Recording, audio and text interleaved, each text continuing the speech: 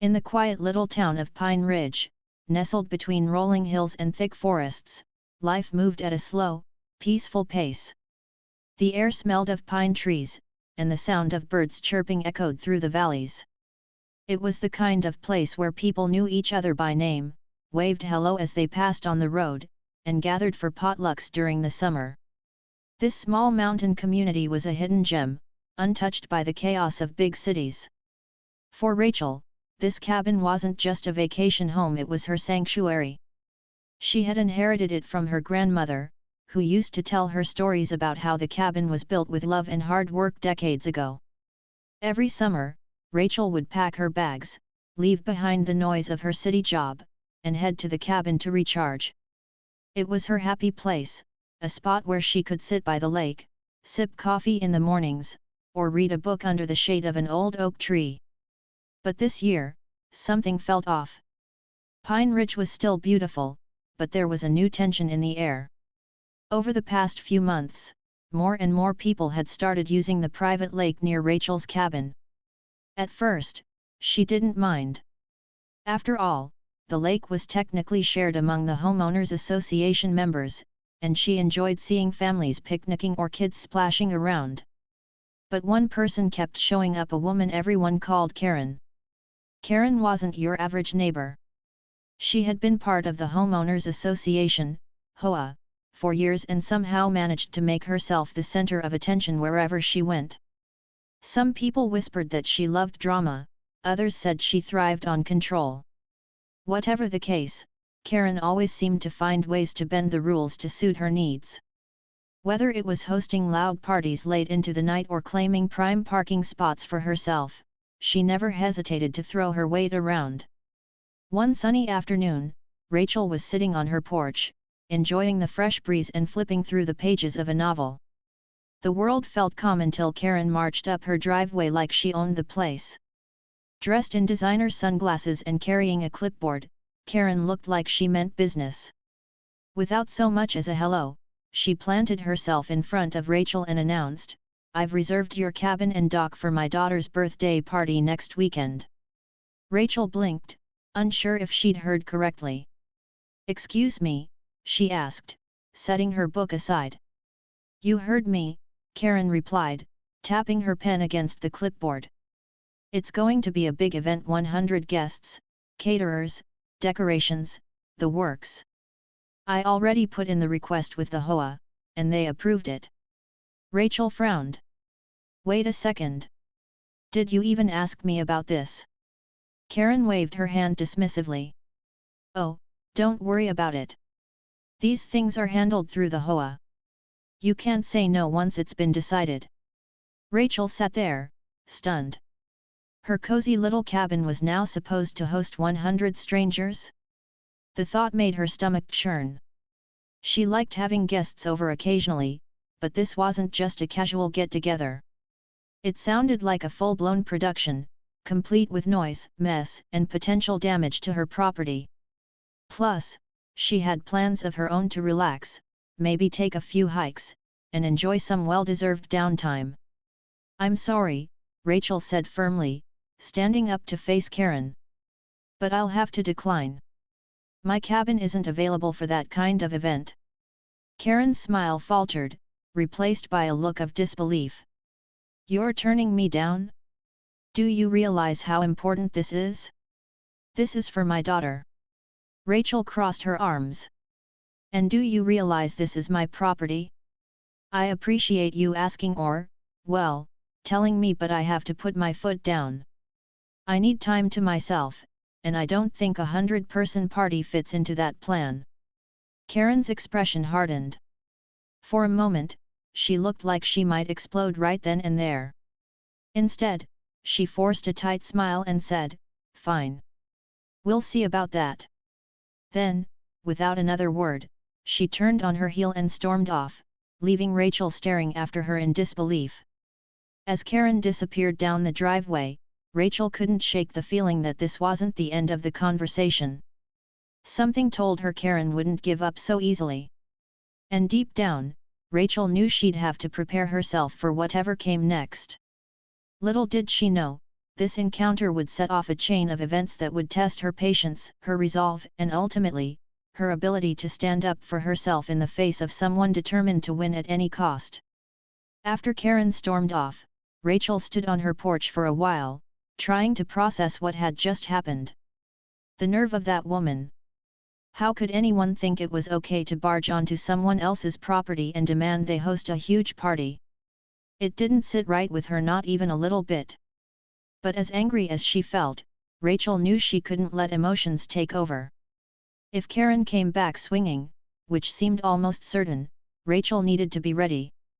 The first thing she did was sit down at her kitchen table with a cup of tea and pull out the thick folder of HOA documents her grandmother had left behind. She wasn't exactly thrilled about diving into legal jargon, but if there was ever a time to figure out how things worked around here, this was it. Flipping through the pages, Rachel found herself wading through rules about parking spaces, noise levels, and shared amenities like the lake. Finally, after what felt like hours, she stumbled upon something useful, a section outlining property rights. According to the bylaws, homeowners retained exclusive control over their private properties unless they explicitly agreed to share them for specific events. Even then, those agreements required written consent from all affected parties. Shared spaces, like the lake or clubhouse, were a different story. They could be reserved through the HOA, but only with proper notice and unanimous approval from everyone involved. That last part caught Rachel's attention. Unanimous approval meant everyone had to agree. And since Rachel clearly hadn't given her consent, Karen's claim was baseless. Feeling a mix of relief and determination, Rachel decided to address the issue head-on. She drafted a polite but firm email to Karen, explaining why her request couldn't be granted. She attached screenshots of the relevant sections from the HOA bylaws, hoping it would put an end to the whole mess before it escalated further. Before hitting send, she read the message aloud to herself. Dear Karen, thank you for reaching out regarding your daughter's upcoming event. Unfortunately, I won't be able to accommodate your request to use my cabin and dock. As per the HOA bylaws, reservations involving private properties require explicit consent from all affected homeowners. Since I haven't provided such consent, I'm afraid the reservation cannot proceed. Please let me know if you have any questions. It sounded professional enough, not overly aggressive, but firm enough to get the point across. With a deep breath, Rachel clicked send and leaned back in her chair. Now all she could do was wait. The response came faster than she expected.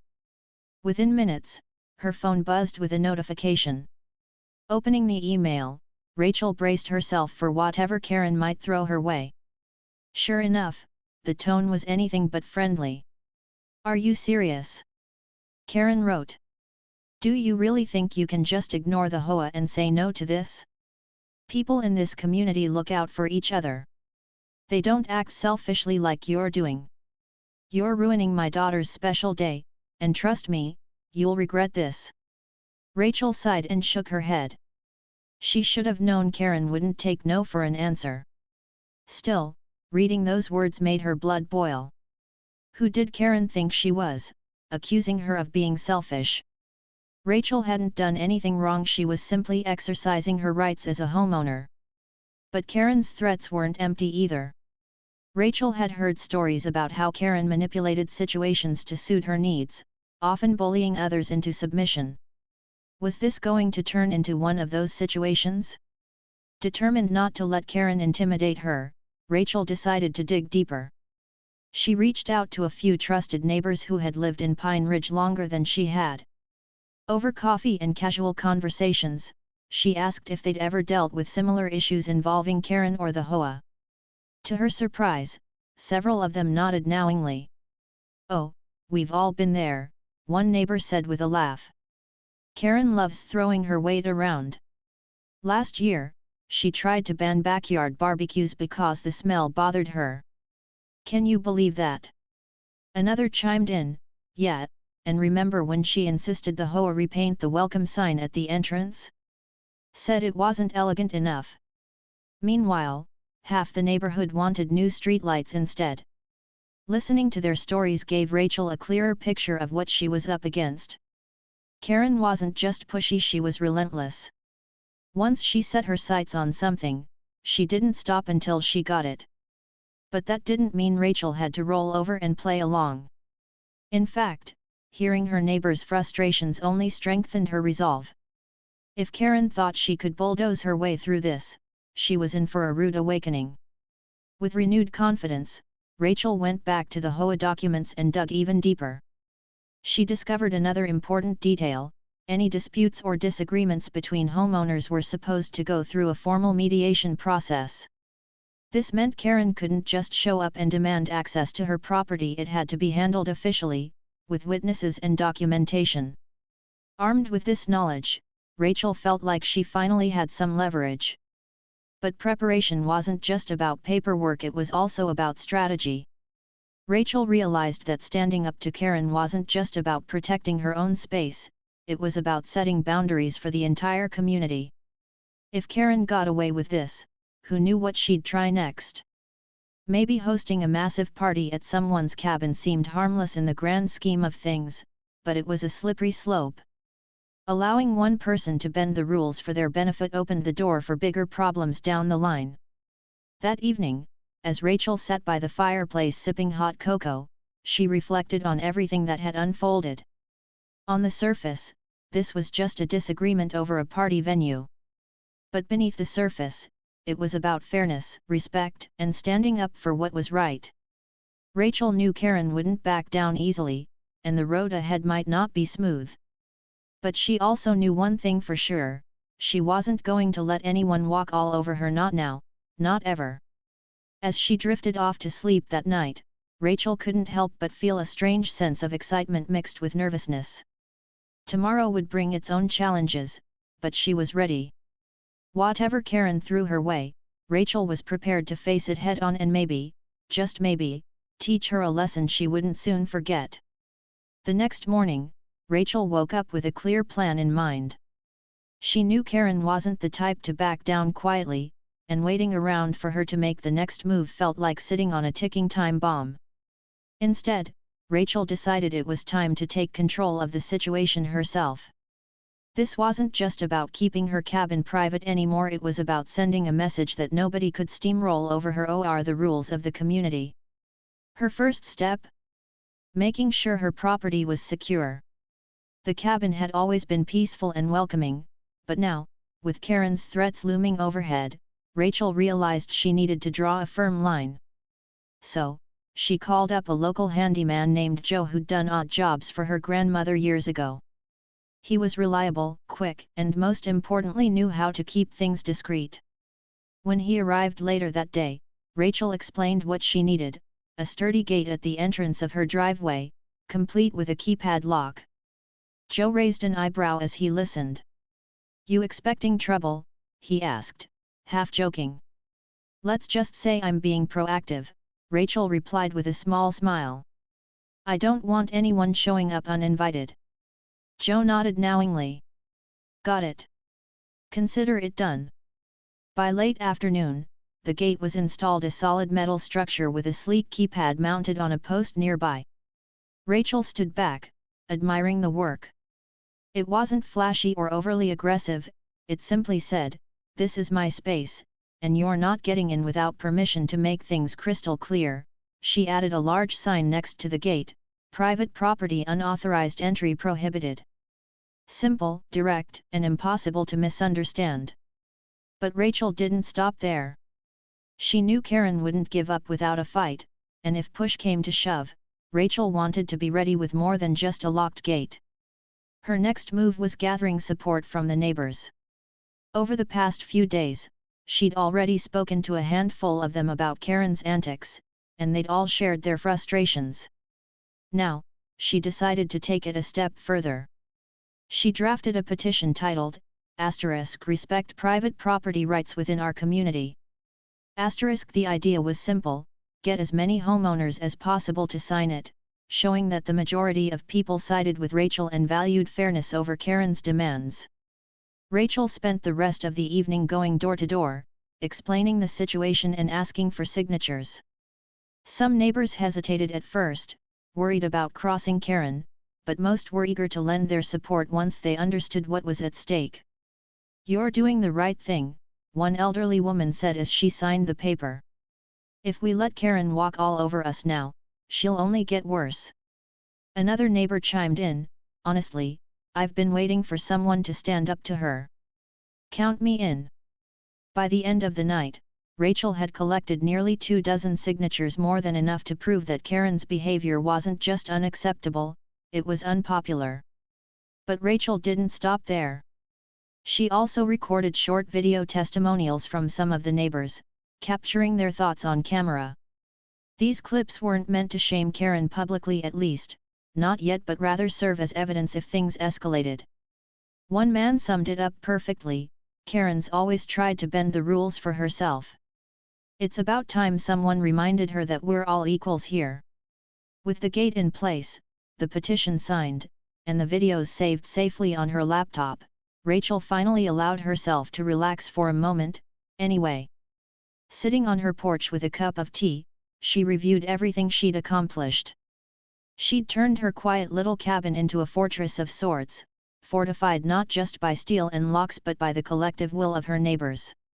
For the first time since Karen showed up demanding access, Rachel felt like she had the upper hand. Still, she knew Karen wouldn't go down without a fight. That woman thrived on drama, and Rachel's refusal to comply would no doubt send her into a tailspin. Part of Rachel almost looked forward to seeing Karen's reaction when she realized she couldn't bulldoze her way through this time. There was something satisfying about standing your ground, especially when everyone else assumed you'd cave under pressure. As the sun dipped below the horizon, casting long shadows across the yard, Rachel made one final preparation. She parked her car strategically behind the closed gate, blocking the driveway completely. Then, she set up a small security camera on the porch railing, angled toward the gate. If Karen showed up tomorrow, and Rachel had no doubt she would, the entire confrontation would be caught on tape. Lying in bed that night, Rachel replayed the events of the past few days in her mind. From Karen's initial demand to the installation of the gate, every decision she'd made had been deliberate and calculated.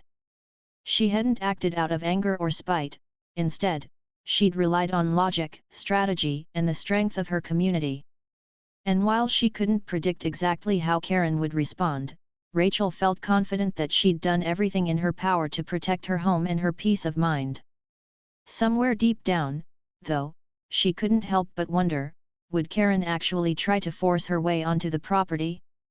Would she bring her friends or even the police to argue her case?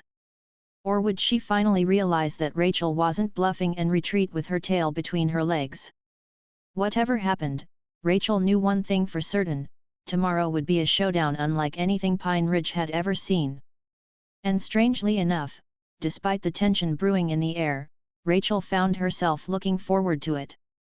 The morning of Karen's planned party dawned bright and clear, with the sun casting golden rays over the mountains. Rachel woke up early, her nerves buzzing like a live wire. She had spent the past few days preparing for this moment, but now that it was finally here, she couldn't shake the feeling of anticipation. What would Karen do when she showed up and found the gate locked? Would she throw a tantrum? Try to break in? Or worse, call the authorities and accuse Rachel of violating some obscure HOA rule? Rachel took a deep breath as she got dressed, reminding herself that she'd done everything by the book. The gate was legal, the petition backed her up, and the neighbors were on her side. Still, facing off against someone like Karen wasn't just about having the facts, it was about staying calm under pressure. With one last glance at herself in the mirror, Rachel grabbed her phone and headed outside. She parked herself on the porch, coffee in hand, and waited. It didn't take long before she heard the rumble of an engine approaching. A moving truck appeared down the road, followed closely by Karen's shiny SUV. As they pulled up to the gate, Rachel stood up and walked down to meet them, her heart pounding but her expression calm. Karen hopped out of her car, clipboard in hand, looking every bit the part of someone who expected to be obeyed without question. Behind her, a small crew began unloading tables, chairs, and boxes of decorations from the truck. When she saw the gate blocking the driveway, her face went red almost instantly. "What is the meaning of this?" Karen demanded, pointing at the sign next to the gate. Her voice carried across the quiet morning air, sharp enough to startle a nearby squirrel. Rachel crossed her arms and gave Karen a polite smile. "Good morning," she said evenly. "Is there something I can help you with?" "This is outrageous," Karen snapped, ignoring the greeting. "I reserved this place for my daughter's party. Open the gate right now." "I'm sorry, but I never agreed to your reservation," Rachel replied, keeping her tone steady. "As I mentioned in my email, according to the HOA bylaws, you need unanimous consent from all affected homeowners, and I said no." Karen's eyes narrowed. "You think you're so smart, don't you? Hiding behind rules and paperwork. Well, let me tell you something, the HOA has final say in these matters, not you." Rachel shook her head. "Actually, the HOA doesn't have the authority to override private property rights. That's why I installed the gate, to make sure everyone understands where the line is. This is my land, and unless I give permission, nobody gets in." For a moment, Karen looked like she might explode. She glanced around wildly, probably hoping someone else would step in and support her. But the workers standing near the truck avoided eye contact, clearly unwilling to get involved in whatever was about to happen. "This isn't over," Karen hissed, jabbing her finger toward Rachel. "You'll regret this." "Feel free to try," Rachel said coolly. Then, reaching into her pocket, she pulled out a printed copy of the petition signed by her neighbors. "By the way, I thought you might want to see this. It's a statement from our community showing their support for my decision to keep my property private." Karen snatched the paper from Rachel's hand and scanned it quickly. Her lips tightened as she read the names scrawled across the page. "These people don't know what they're signing," she muttered, crumpling the document in her fist. "They're just afraid of making waves." "They're standing up for themselves," Rachel corrected her. "And if you'd like, I also have video testimonials from several neighbors explaining why they agree with me. Would you like to watch those too?" Karen's jaw clenched. She opened her mouth to retort, then seemed to think better of it. Instead, she turned to the workers and barked, "Unload everything here for now. We'll figure this out later." Rachel watched silently as the crew hesitated, glancing nervously between Karen and the locked gate. After a tense pause, one of them spoke up. "Ma'am, we're not authorized to set up outside someone's property without permission. If Miss Thompson says no, we can't proceed." Karen spun around, glaring at him. "Are you seriously telling me you won't do your job because of her?" "It's not about her," the worker replied firmly. "It's about following the law." "Sorry, but we're going to have to leave." With that, the crew started packing things back into the truck. Karen looked like she'd been slapped. For someone used to getting her way, being defied so openly must have felt like a punch to the gut. She tried to rally her friends who had arrived in separate cars, shouting for them to help unload the supplies manually. But one by one, they shrugged and got back into their vehicles, muttering excuses about needing to check on other errands or suddenly remembering prior commitments. Within minutes, the scene dissolved into chaos. The moving truck drove off, the workers disappeared, and Karen's friends abandoned her, leaving her standing alone in front of the closed gate. Rachel watched it all unfold with a mix of satisfaction and pity. Part of her felt bad for Karen, not because she deserved sympathy, but because it was sad to see someone so consumed by their own ego that they couldn't recognize when they were wrong. Finally, Karen turned back to Rachel, her face flushed with anger and embarrassment. "You think you've won, don't you?" she spat. "Well, mark my words, this isn't the end of this." "I hope it is," Rachel replied softly. "Because if you keep pushing, the only person you're hurting is yourself. Sometimes, respecting boundaries isn't just the right thing to do, it's the smart thing too." Karen didn't respond. Instead, she stormed back to her car, slammed the door shut, and sped away, leaving behind nothing but dust and disappointment. Rachel stood there for a moment, letting the silence settle around her. Then, with a sigh of relief, she walked back to her porch and sank into a chair. She had done it. She had stood her ground, protected her home, and exposed Karen's bullying tactics for what they really were. It wasn't just a victory for Rachel, it was a win for everyone in Pine Ridge who had ever felt powerless against Karen's antics. And while Rachel knew the fallout might linger for a while, she couldn't deny the sense of pride swelling in her chest. For the first time in days, the air felt lighter. The tension that had been building since Karen's initial demand was gone, replaced by a quiet sense of peace.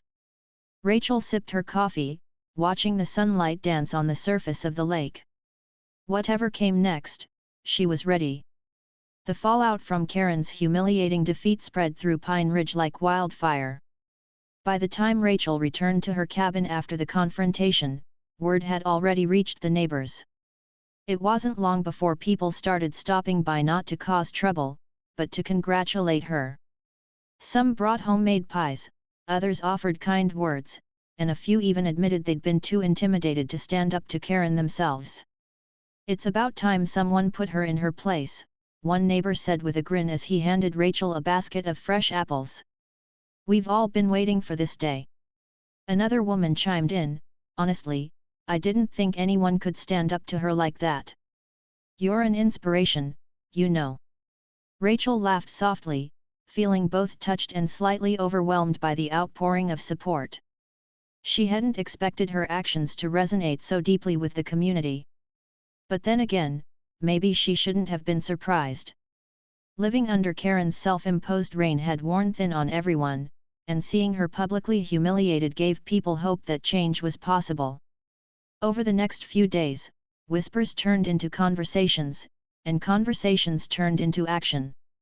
Several homeowners called for an emergency HOA meeting to address Karen's behavior. At first, Karen tried to brush it off, claiming it was just a misunderstanding and accusing Rachel of stirring up drama. But when half the neighborhood showed up armed with copies of the petition and video testimonials, there was no denying the truth. During the meeting, emotions ran high. One homeowner stood up and recounted how Karen had once threatened to fine him for painting his fence a color she didn't approve of even though it was within the guidelines. Another shared a story about how Karen had bullied her into canceling a family reunion because it conflicted with Karen's own plans. The room buzzed with murmurs of agreement as more and more people spoke up, each tale adding fuel to the fire. Karen sat at the front of the room, looking increasingly flustered. For someone who thrived on control, being on the receiving end of criticism must have felt unbearable. When it was finally her turn to speak, she launched into a defensive rant, accusing everyone of ganging up on her and insisting she only acted in the best interest of the community. But her excuses fell flat. The tide had turned, and there was no going back. By the end of the meeting, the board voted unanimously to strip Karen of her title as HOA president. In her place, they elected a quieter, more level-headed neighbor who promised to prioritize fairness and transparency. It wasn't just a win for Rachel, it was a turning point for the entire community. As summer rolled on, life in Pine Ridge began to feel different. Without Karen looming over everyone, the atmosphere became lighter, friendlier. Neighbors who had once avoided each other now exchanged smiles and hellos. People organized impromptu barbecues and potlucks, reclaiming the sense of camaraderie that had been missing for so long. Even the lake seemed livelier, with families gathering to swim and fish without fear of running afoul of Karen's rules. For Rachel, the rest of the season passed in peaceful bliss. She spent her days hiking, reading, and enjoying the solitude she had fought so hard to protect. Occasionally, she would run into Karen around town, but their encounters were brief and awkward. Karen kept her distance, avoiding eye contact and muttering vague pleasantries whenever they crossed paths. Whether out of shame or resentment, Rachel couldn't say, and honestly, she didn't care. What mattered was that Karen had finally learned her lesson. One evening, as Rachel sat by the lake watching the sunset, she reflected on everything that had happened. Standing up to Karen hadn't been easy. It had taken courage, preparation, and a willingness to face conflict head-on. But looking back, Rachel realized it had also taught her something valuable, the importance of setting boundaries and standing firm in the face of unfairness. She thought about how tempting it would have been to give in to let Karen host her party and avoid the hassle. But doing so would have set a dangerous precedent, not just for herself but for everyone else in the community. By refusing to back down, Rachel had sent a clear message: respect and fairness weren't negotiable. And while the process had been stressful at times, the outcome made it all worthwhile. That night, as she drifted off to sleep, Rachel felt a deep sense of gratitude for her grandmother, whose legacy lived on in the cozy cabin, for her neighbors, who had rallied behind her when she needed them most, and for herself, for finding the strength to do what was right. Life in Pine Ridge wasn't perfect, no place ever was, but it was better than it had been before. And for now, that was enough. The following spring, when Rachel returned to the cabin, she noticed something new: a small plaque mounted near the gate. Engraved on it were the words, "*Boundaries build stronger communities." She smiled, knowing exactly who had put it there. It was a reminder not just for her, but for anyone who visited, that sometimes, saying no isn't selfish. Sometimes, it's necessary. And as Rachel walked inside, closing the door behind her, she knew she'd carry that lesson with her long after she left Pine Ridge.